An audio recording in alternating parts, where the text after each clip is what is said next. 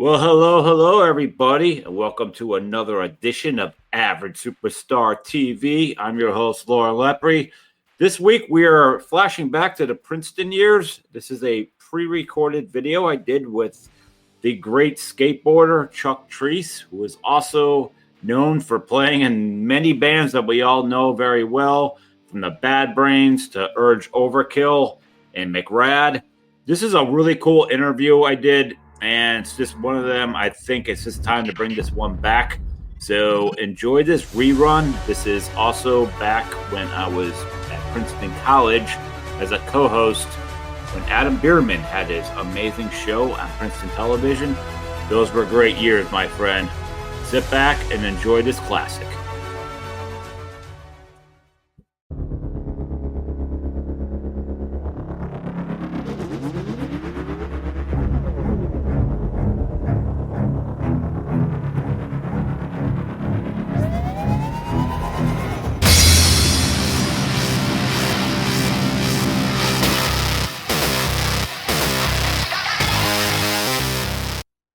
Hi, Adam Bierman again, breathing with Bierman. We're here with Chuck Treece. He's a session musician and professional skateboarder from Philadelphia, PA. In 1984, he became famous for being the first African-American skateboarder to be featured on the cover of Thrasher magazine. His musical credits include the 1980 skateboard punk band McRad, remixing songs for Amy Grant, very diverse, Sting. He played bass line on The River of Dreams with Billy Joel. He was on drums during a Pearl Jam concert. He's also touring with Urge Overkill, Bad Brains, and now with Activate. Again, Lauren Dupree's part, someone who, you're too big for the stage, but you're here. And I'm glad I you're am, here. but I'm trying to bring in some ratings and have some fun. And I say time and time again, I believe in Adam, and I wouldn't have people I wouldn't tell Chuck, I wouldn't put him at gunpoint the other night and say you have to do your show if I didn't believe in it. Right, So. but you're running down from Philly and running back up. I feel like I'm being nice, and I feel like I have to support you. And I want to go over and clean your toilet. You should. You never have ice cream when I'm here. I know. Whatever you are, I know. But hopefully you're all benefiting. But it's more about you. Yes. So Chuck, welcome to the show. Thank you so much for coming. You also forgot to plug that Chuck is in my movie, Pennsylvania Hardcore. Yes, I am. Yes. I didn't see that in your face. Yes, look at that. I missed that. It's all right. I wanted to make him look I'm bad. more dark military mode. That's right. Okay. I've been sharing that one and everything. So hit me. I got you. Already flustered. Hit me. Punch me. Anyway. All right. So Chuck, welcome to the show, and you have got one. God, I wish I could kind of clone your life because you've been around skateboarding and music for so long. Yeah. So the Forrest Gump of hardcore. He's my big, yes. So what drew it to you? What came first, skating or punk and skating? Well, skateboarding started at age 11. Okay. And I lived in Wilmington, Delaware, and I would go back and forth from Wilmington to Philly to kind of exercise music and have fun as a kid. Mm-hmm. And then all of a sudden, a skateboard showed up with metal wheels and small trucks and a wood board, no grip tape, really primitive skateboarding. And I was living in a predominantly black neighborhood in Wilmington, and all the kids, my friends, were better than me. They could do handstands, roll down the hill, but they weren't attached to the lifestyle. So for some reason, I connected to the lifestyle. I don't know why. It took me longer to learn. So I would literally hold on to something and learn how to tic-tac. And then it just became kind of like exercising because I was really into baseball. So baseball is like a process of playing it. And skateboarding is the same thing. There's like different levels of mind control, that you use. So you don't do stuff like bash your knee open. Legit. That's your battle score. That's your medal. Yeah, it's one of them. Well, when you say that, sorry, the lifestyle though, if you could just give a brief cultural primer, how would you stereotype the lifestyle of a skateboarder? More iconoclast, kind of doing your own thing, not organized sports? Because the lifestyle with aggression added to it would be like the attitude and kind of like what happened after the hippies or people that don't surf can't be just like, surfing is a little bit more mellow, you know what I mean? So it's more kind of like you're centered around the beach. And skating to me was like the transportation to that. So if you're living in a place like Wilmington, there's no beach unless you go to Dover or Rehoboth, you know what I mean? So you have to have a car, you got to get all the way there, you got to get into the lifestyle. Right. So for some reason, the inner city kids were more into like their gear, sneakers. What's happening in skateboarding now? Which is like it's like more urban. you know, and it's making more sense because it's easier to buy a skateboard and live the lifestyle on the street, which that wasn't street skating wasn't big back then because metal wheels on that stuff is horrible. But now someone can buy a longboard and be like, I'm a skateboarder. I can go 5, 10, 20 miles. You know what I mean? So back then it was just the terrain was smaller. Now the terrain is big because you have all these different skateboards you can buy, and you have all this terrain you can ride. You can be a park skater, or you could just be a street skater, or you could just cruise down hills, or you can just kind of just goofing around with your friends. You know what I mean? But when we started this, I never knew that there was a scene in California. I just saw this thing called a skateboard, and I just stepped on it, and I connected with it. And over the course of time, you ended up, you're a professional skateboarder. Yes. I mean, Thrasher magazine. Yeah. How does that even like kind of happen? Because is there really a field? Is that at the West Coast you had like the Z Boys setting it off, but like, did someone come to you and be like, you can make money out of this now? Like, we got magazines, and we just like, really? Just for something I'm screwing around? Like, how did that even happen? Was it obviously the early 80s or late 70s? Well, yeah, like after when I started at age 11, and by age 13, I had my first skateboard. So at that point, I was just kind of into like, well, skateboarding's fun. I'm in the suburbs of, Delaware. I'm having a good time because my father moved me from the city out into the burbs. So I got a chance to get into that. And then once skateboarding was huge, Tony Alva, it appeared in Charlie's Angels, all the different things, movies. And then all of a sudden skateboarding tanked. Vans went, filed for Chapter 11, and then all the skateboard parks closed because of, either real estate or insurance. I'm not trying to big up people who have all this power, but we were not lobbying as a unified group of people to say we need public skate parks. So all the skate parks were like, you had to pay. Were you part of the people leading the way for FDR Park in Yeah, Philadelphia? one of the main people was we actually a unit of us in Philly when I moved to Philadelphia from 1982. We went to City Hall to say, hey, we need a public skate park. And so I lived in West Philly, and they were like, hey, that ice skating rink that's there. And I was like, the lady, she had to lobby for 10 to 15 years to get that built. So if you're serious about your cause, and this is after I'd already been sponsored, and I already went out and kind of made a little bit of a name for myself. You're more legitimate. Yeah, a little more legit. And then I had to figure out, wow, I have to lobby for people's attention. And so we started lobbying in 1983, and then FDR got built in 94, 95.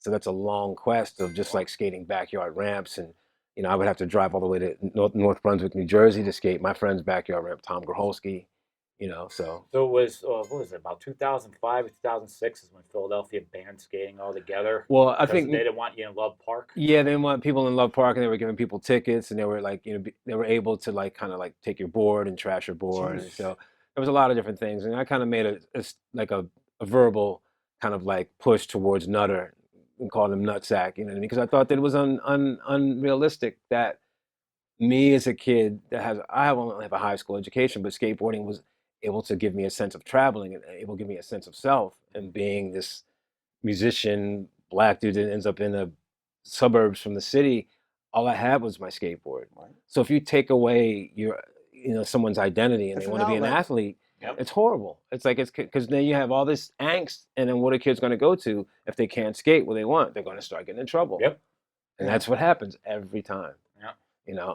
That was the knock, though, I saw before. I know around town, in Hopewell and communities in Mercer County, people had this almost zero-sum feeling. Skateboarding, it's kind of long-haired kids smoking pot and Yeah. other wrong element. Yeah. But no one stopped to think maybe it's just a good outlet, just another way of Yeah. doing something. It's amazing. And not that everybody should skate, even if you only skated for 5 years. Yeah. I mean, the lifestyle is like how athletic are you, when you want to be. And then you can meet a bunch of great people, because skaters at that point were just like kind of like artists, you know what I mean? It's like, It's a big community. yeah, you Right. do that. Oh, you're cool. Now everyone skateboards. It's like hard to figure out, well, you got to hang with the street skaters, or you got to hang Right, with right. these guys, or these guys wear these sneakers, or these are the skaters that wear, $200 sneakers and collect, it's just out of control. It's the same, but it's just like skating or the hardcore scene.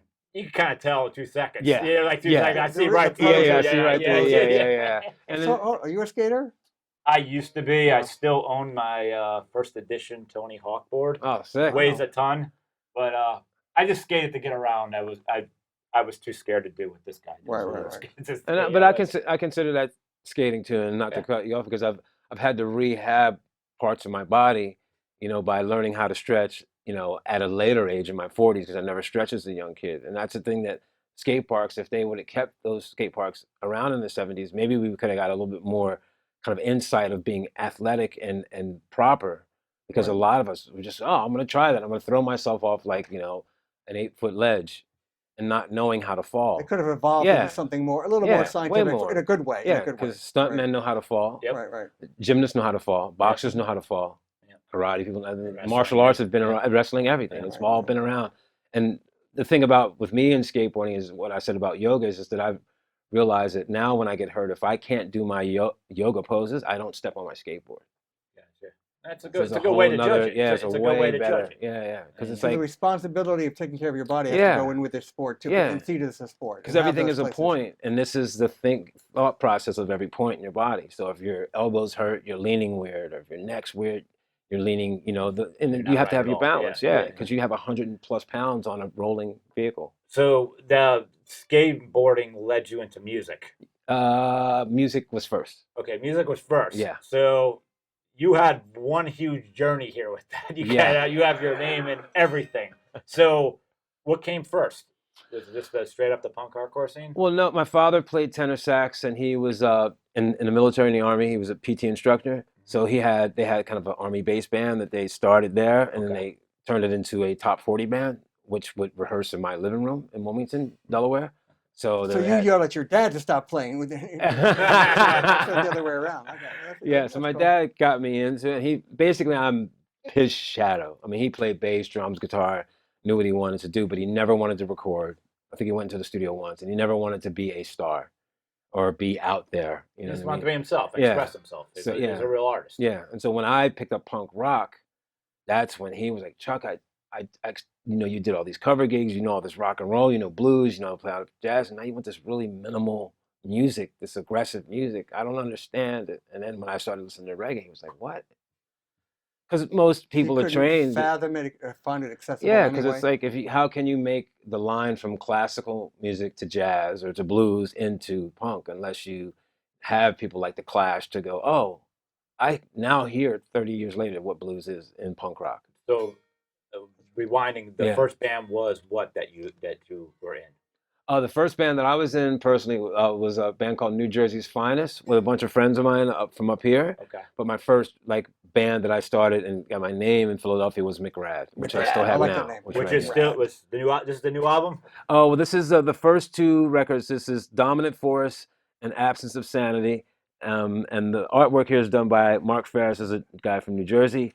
And dig the vinyl. inside here is almost every show that we've played in the early 80s. So there's stuff with HR when he first came to Philly with Nice. his own solo project, and there's stuff with the FUs. And so this is kind of like the background of what gave me my personality, which my parents did not understand at all.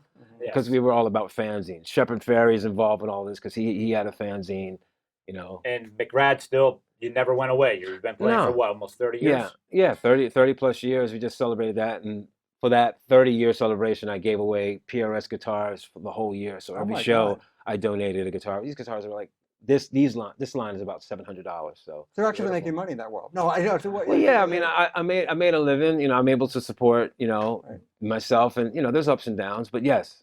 So Yeah. McRad, I'm trying to go through your brief history here. Mhm. Did that lead you to what next was what? Was it Bad Brains? Did you go Well, into? from McRad, I played in a bunch of local bands in Philly, Anthrophobia, a bunch Scram, a bunch of different people that would ask me to jam out, and then Okay. I got myself into the reggae scene. But the next big band that I started to work with was Underdog, because Hell yeah. we did a show with them, McRad opening up for Underdog at CB's. Mhm. And then Russ came up to me because he's a skater also, and we knew each other. And he was like, "Hey, at some point, I think we're going to need a guitar player." So, you know, I got in the van, and then we recorded Vanishing Point and toured. And then from then on, I started playing in other bands, and Bad Brains came along, and Urge Overkill, Disposable Heroes of Hypocrisy, The Goats, which are from Philly. And then just different jazz people from Sun Ra, you know, Jamaluddin Takuma, just all these different people around. So the ride of the Bad Brains, it was just nominated for a Rock and Roll Hall of Fame. I Yeah. don't think they got in this round. And, But you were part. How Wow. long? How long was your era with them? Because I know the lineup changes. My time with them, like professionally, was we did 6 months of touring, and we did about 3 months of rehearsal because we were a band together without a lead singer. And then we found Israel, you know what I mean, who recorded Rise, which is on Epic Records. And then we went out and we did a bunch of tours with that. And then we got back together 13 years after that tour, which ended in '94, to do an MTV special, you know what I mean? So they've randomly called me back in to help out. And then our last show that I did with Daryl was for Shepard Fairey's company. Like Bad Brains did a collaboration with Obey. And so Dave Grohl played guitar, Moby played guitar. Wow, Moby, Dave Grohl. Yeah, That's why I yeah, like bigger names. Yeah. Yeah. So then Daryl was on bass, and Pete from Scream was the singer, and then I played drums. And So, you know, Dave Grohl was the drummer of Scream. Yeah, originally, totally. Yeah, So- I didn't know that, really. yeah, he but was. all of us between Philly, DC, New York, Boston, I mean, we all had to stay connected, you know what I mean? Because if you were either in the club scene, Mhm. which is kind of like the house, techno, weird scene, or you were either in the punk scene. The rock scene was completely like what hip hop is today. That was rock and roll back then. Right, You know what I right, mean? right. So we had to kind of line up because So you rock. weren't hanging out with Styx and Oreo Speedwagon? No, I mean, I would go to those shows and, you know, mix, I go to you know those what I shows mean? too. I went to 2 Yeah. days ago. I went to see Oreo Speedwagon, Styx, and Dan Felder. Yeah, but Okay. anyway, yeah. Top Yeah. that one, Chuck. I know, that's crazy. It, was- But it was like radio rock of my. Of oh, my totally, past. yeah. Because I mean, early we're all MTV kids. I mean, you, Yeah, you yeah, had, exactly, you had, you know, exactly. they Like played 20 great. nostalgia. minutes and Yeah. Banger's Ball. Totally. It's Oh, yeah, like- I'm not saying that That's relevant, Lucky and you're Ball. not, but I just realized it's like nostalgia for the '80s crowd Totally. in a way, Yeah. reliving that. You know. So how did I remember like someone sent me a link one time. I was like, "There you are with Pearl Jam." Yeah. That's a giant like. Talk about going like mainstream, but like, how did that happen? Yeah, did you get cocaine on glass? Cocaine on glass. No, I Silver. didn't really party through any of all of that Oh. stuff. Like even like, you know, getting into other bands because I started to, you know, I had my own personal problems with like asthma and different things. So I didn't have kind of the wind to just throw my body around because I wanted to skate all the time. Even if I was, you know, I'd get in from a gig at 2 a.m. and I'd go forward. So basically while I was on tour with Urge Overkill, we got to tour with, you know, open up for Pearl Jam. And I've noticed that all those dudes were skaters and snowboarders, you know, Really? because Okay. Urge, they were just kind of rock guys from Chicago. I mean, they just weren't athletic. You know, I mean, they're great guys. But when our first day into the Pearl Jam, you know, like a 5,000 seat arena, and they're just like cruising around on longboards and skateboards. And I'm like, holy shit, like, these guys are cool. They're Just a like big regular band. people. Yeah. So we were in Vegas and they just, hey, we're going to do a Green River tribute. And David Abraziz, the drummer at that time, was like, hey, do you want to play, you know, 2 songs? And I'll play the other 2 songs. I'm like, yeah, no problem. And so they ended up, Pearl Jam would record their shows live, every one of them, to ADAT at that point before they started using digital stuff. And then they just decided to put it out as like a little 45 for all their fans. They had a fan club. So if you were in their fan club, you would get all the special releases. So that's how that kind of happened. Just a fluke of a situation. Me at the right time and not being a total dweeb. Mhm. And you were, I was rewind. So you were, that came from Urge Overkill. Yeah, because I was playing bass with them on tour. They had just released Saturation, and they recorded the record in Philadelphia with the Butcher Brothers at Studio 4. Was that the Girl You'll Be a Woman Soon? you? That was a song that was on Pulp Fiction. Right? it was a Pulp Fiction movie thing, and I Yeah. guess it was like it's stuff that Nash kind of wanted to do, but we had that happen on that tour because Nash and Chrissy Hind became friends, and so Chrissy had some connections in LA and got Nash and those guys into the big I forget what the movie was. It was a Wayne's World, the last one with the big second one? stretch. Yeah. Like Mhm. at the end, Nash gets out of the big stretch like Ah. Volkswagen, Okay. and then from there that led into the other We, situation. we might go a little over. Can I ask some of the It's questions? fine. Okay, Go no for it. problem. Yeah. Okay, these are some questions from Princeton Creed. I'm going to test your cognitive skills because you have to be cogent with this. Oh my gosh. I'll go for the poignant one once. This is from all he wanted to be identified as poor self-image. You know, being a skateboarder and a goth punk rocker, how do you deal with the fact when some people might look at you with just disapproval and disdain? How did you handle that? I learned that from I guess kind of being black, but then also being black and being in a predominantly black neighborhood and having green eyes and kids calling me warlock and not even like black people not even understanding me. And then I had to go and understand myself through my family, which I'm mixed. There's white blood in me. I have American Indian. There's all different things. So that was one thing, adjusting to just like regular Americans, because I didn't travel far as a youth.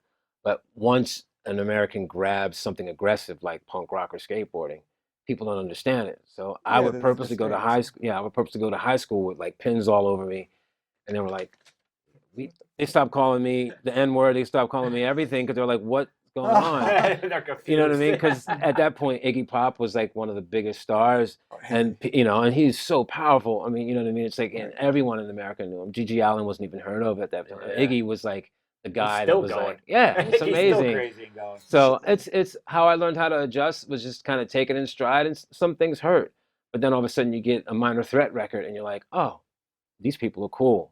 Like Ian's singing to us, all the freaks. You know what I mean? And there's other bands. You know, I had a big support of the New York crew, like guys from Murphy's Law. You know what I mean? All those people. You know, Agnostic Front. Those guys are really cool. They were like, Philly and New York didn't get along that much within the punk rock scene because New York kids grew up a lot harder than Philly kids at that time. Because most of the kids in the Lower East Side, it wasn't built up. So those kids had to they were living on the street. Harley, I mean, maybe Harley wasn't, but some of those guys, I mean, John Joseph and some of those they lived hard. So when I went to New York and I met those guys reminded me of the guys that would protect us in Philly. I don't want to call them thugs, but they were just like neighborhood dudes that you couldn't go off your block in Philly. You know, it was block to block when I grew up as a kid. You know what I mean? Somewhat a mercenary world. Yeah. And so, you know, that's what I. I'll let you take it home. We're running out of time. Do you want to? Okay. You want to do one more? I gotta go one more. Okay. Okay. How does your values translate to your music? My values translate to my music probably through positive energy, even though I've made stupid mistakes. You know what I mean? But I felt like my talent comes from energy because I don't know how to read music, and everything is audible. You know what I mean? It's like how if I hear it, if I see it, or if I see someone playing something. You know what I mean? So I kind of utilize it that way. You know what I mean? It's like it's a tool that I can use it makes me write songs. It makes me take challenges. But if I don't exercise that tool, I can't take any challenges, which means like picking up the guitar, playing, or getting around different musicians to learn, or touring and learning, or over-investing in the gear and not learning what it is to like not have money because you just spent $2,000 on the guitar that's only worth $5,000. No, excuse me, $2,000 that's only worth $500 when you go to trade it in. So those things have helped me, you know, because I just didn't want to be a regular musician. I just wanted to be kind of open to sound, and that's a cost. That's an investment. You know what I mean? A populist. I kind of like that. Yeah. Well, Chuck, thank you so much for coming. Okay, no problem. My friend. Thank that you for is a having real me. scar if you're getting that. Woo! God. And before you go, is there anything you want to plug? The website, band, whatever? Well, one thing I do want to plug is thank you for PRS Guitars. They've been supporting me. They gave me an ad on the back of Guitar Player magazine this year, which I'm really happy about, which promotes FDR Skate Park. This is a company that I'm working with called Aces and Eights, and this is the first skateboard shop in Jamaica called Skateboard Palace. Oh, wow. And so we did a collab with them and Sasha Jenkins of Mass Appeal at Afropunk Sunday, and Don McCluskey in Bristol. So I mean, I don't want to promote my sites. I just want to be like, hey, Promote get it. shamelessly. No, just Use get it. that energy, and You know. you're breaking into Jamaica. This is your now. sign off. Yeah, just get into So- music. You know what I mean? Adam, You we'll know. have to get Chuck back here. Anytime he Because he's got too much more to tell. And I Yeah. think, and I don't think I could beat up the MMA fighter we had again. Really? Yeah, but right. brilliant. But I think I could maybe. I'm not sure. I'm not Okay. sure if I could take Now's you. the time to get him while he I has know. that bad knee. Well, thank you, Chuck, and You're welcome.